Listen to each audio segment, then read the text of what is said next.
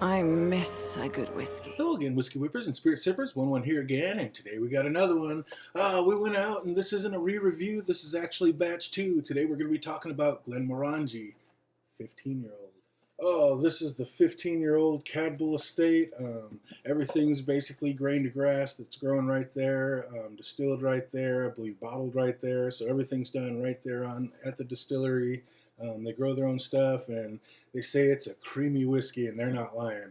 Batch 1 is the first time I ever got like a powdered donuts effect in a whiskey. It was super sweet. I loved it. It was a little too sweet for some people, but man, it was right up my alley. I hope this one's the same way. Oh, there she is. I have to say the first one didn't stick around very long. I powered through that one. It was delicious. Man, at the time, it was literally one of my favorite whiskeys. I absolutely loved it. I hope this one fares the same. Let's get it in a glass.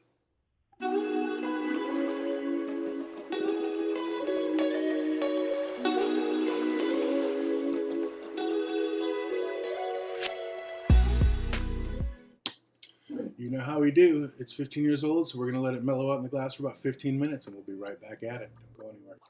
All right, 15 minutes is up, and it's time to get into it. Oh man, right out of the gate, from what I remember in the first one, this one's a little more malt forward. It's not quite as sweet. Like I said, this is just the neck pour. That could change as it opens up a little bit. But this was the first time, like, I literally got, like I said, that just powdered donut, just super sweet over the top. Like, it was, yeah, just dessert in a glass. This one, almost, instead of all that sweetness, it's almost a little more malt forward and like a lot more like lemon and citrus in there.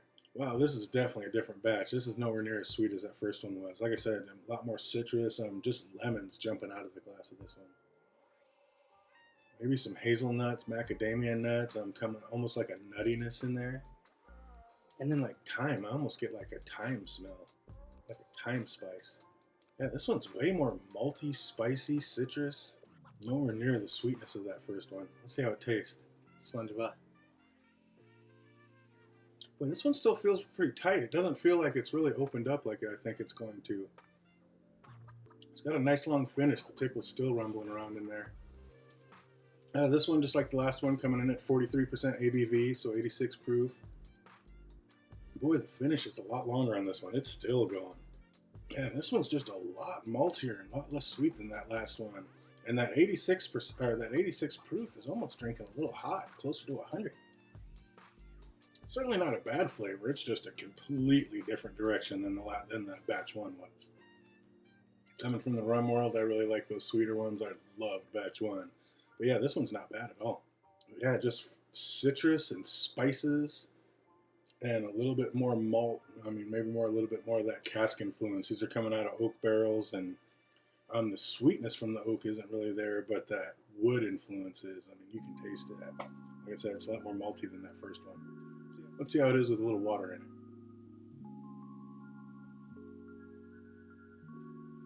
Drops in there, see if we can break this open a little bit and get some more flavors. See if it's hiding anything underneath. Come on, open up, you bet.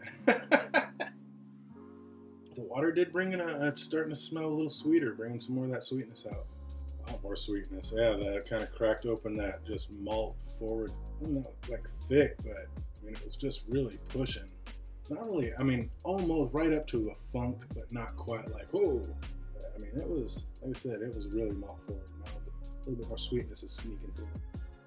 Spices are still there, and that citrus is definitely still there. I mean, it might have gotten a little sweeter, gone from more like lemons to oranges, but I mean, it's still very much there. That citrus note. Almost like a pine note there. Healthy pine nuts, pine cones. It's like that deep foresty pine smell. Yeah, this one, like I said, this one, totally different direction than batch 1. Absolutely, this is different. Let's see how it tastes. Skull. Well, I wasn't wrong with that salty pine nut and kind of pine note on the nose. It's there on the flavor too with that water in it, which is really strange. I don't know if I've ever gotten that in the whiskey. And not like pine salt. It's not like a fake or anything. It's like a deep forest pine note, or like salty with like salty pine nuts. There's like a little bit of saltiness in there. That's really interesting. It's almost like This is like somewhere between a Glenlivet 12 on steroids and a softer Macallan 12. Like, you know how the Macallan 12 has like that really sulfur note that's just way too much? This one kind of leans in like the Macallan 15, just a light, elegant, smooth. But it has a floral note and that pine note. Yeah, this is way different than the first one, but it is really good. But yeah, like I said, I really like the Glenlivet 12. So this is like a Glenlivet 12 on steroids with a couple extra notes in it. And Macallan's not really a great reference because it's not really there, but just that flavor, like it is bursting with flavors. Very flavorful. But the flavors that are there are different than I've ever had. Like I said, pine nuts, pine. I mean, the citrus, that's normal, but this one's, it's not like super tart. It's just very orangey.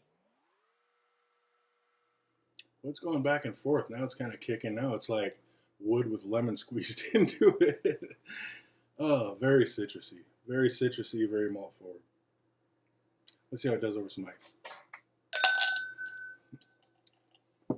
The more I'm tasting it, like the Macallan was not a good comparison. It's more like a Deanston 12, like that just savory, bursting with flavors. It's kind of more like a Deanston 12, which if you haven't tasted, do yourself that favor and go grab one of those because those are absolutely delicious as well. Decent little pop.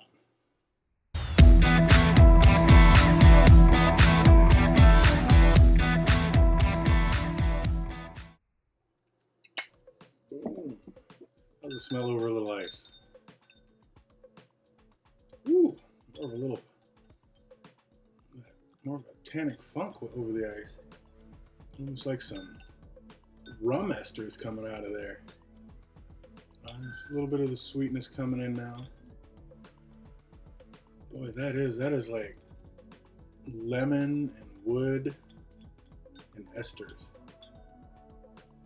A little bit of a funky ester. That pine nut and the pine, even pine cone, that's back there in the back, but it's pushed a little more to the back. We don't want it to melt too much. Let's get it. Come by. Salty, woody, and pine. It's not really pine. It's like a malt pine. It's weird. I mean, yeah, it's like, were these barrels made out of pine? I mean, I know they weren't. They're oak, but man.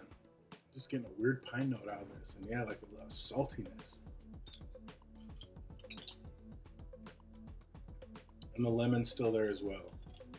So yeah, it kind of muted, as usual, you know, the ice definitely muted a lot of that, and it brought out some of the saltier notes and the wood notes, but I think I like this the most with a drop of water in it. I mean, just a little bit of drop of water opened it up just a little bit, but yeah, this is kind of leaning a little bit in that Deanston 12 direction. I mean, just real smooth, easy. Definitely got a lot of flavors on the top end. Actually, I shouldn't say a lot of flavors. It's very flavorful. The flavors that are there are robust. There's not a ton of things happening, but the flavors that are there are very robust. They shine through. And the longer this is sat here, it's gotten a little sweeter, but man, it's still more the citrus, that orange and lemony thing. Absolutely, yeah, I think I like it. Like I said, a little drop of water on this. This is a completely, for everybody who had that first batch, this is a completely different direction. So if that first batch was too sweet for you, this might be a lot more up your alley. For you guys like me who like that sweetness, this one's still really good, but it's in a completely different direction. How much did we pay for this one? Actually went and got it. We got this one through Concierge. Got it early. Yeah, that was crazy. I got it, paid for it early, but I saw this on the shelf like 2 weeks before they ever even contacted me that it was in. I thought that was kind of crazy. But I guess we did get to save a little bit of money on it. It was $89.99 through Concierge, and then of course with our crazy taxes, it was like $19.22. Then we got some kind of discount, and we got it for $99.19 out the door. So probably pretty close to what it's going to be by you normally, because we always pay a little bit more up here in Washington, because that's what they make us do. So yeah, $99 out the door.